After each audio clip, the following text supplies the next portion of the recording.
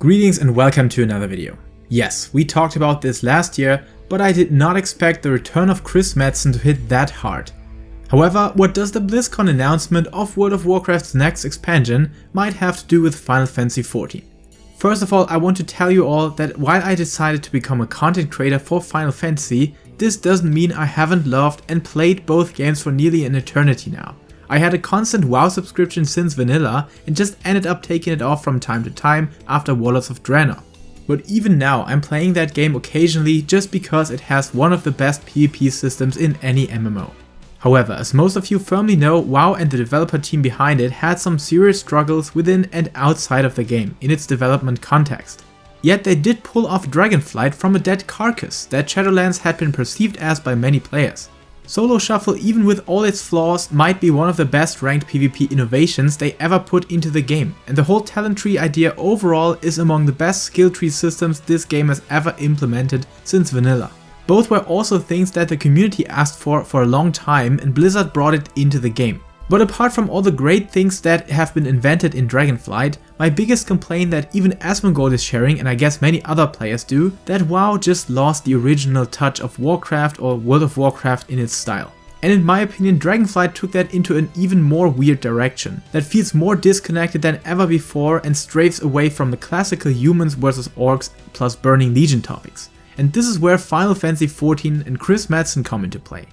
I would not bet on it, and certainly don't know since when Metzen had been involved in the development of the new expansions, but at least he hyped it up so much that his acceptance on the new plan for WoW really shows his passion and understanding of the project ahead. I'm also not sure if he ever played Final Fantasy XIV in his free time of not working for Blizzard Entertainment anymore, but he certainly knows, and Blizzard absolutely knows, how successful Final Fantasy had been in Shadowbringers, and of course over the whole span of the Hydaelyn story arc. In my honest opinion, regardless if the idea is older than Final Fantasy itself or not, Blizzard definitely have realized that it is time to put much more focus into the world and story building again, especially into directing it back to the core Warcraft universe. Legion was one of the better received expansions in the decade after Lich King, and it did leave a certain plot unfinished. However, the references to Hydaelyn and some absolute Final Fantasy XIV aspects did show heavily on the new War Within trailer. Even Anduin got a much more serious and grown-up look now that our Warrior of Light is receiving with each expansion.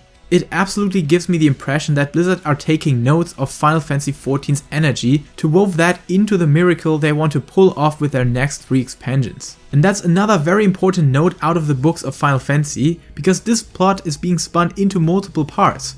While this is not being done in Final Fantasy XIV directly, it does bear reference heavily, and takes all the benefits of expanding the plot with a much deeper connection to its storytelling than having one expansion being told and afterwards taking a complete discourse in the next expansion. And in the way of how connected the player felt to the story development in Final Fantasy XIV, I actually believe that Chris Metzen and the World of Warcraft story writing team can pull this off as well.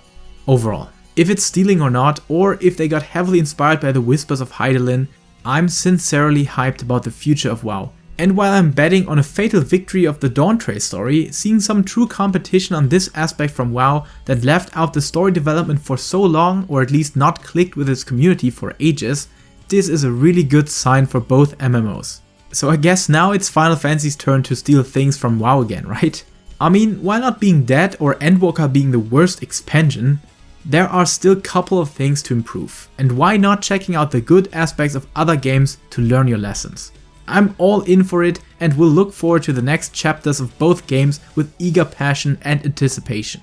Until then, stay safe, stay healthy, and keep loving Final Fantasy, WoW, or whatever is able to ignite your heart's flame to spend your well-earned free time with.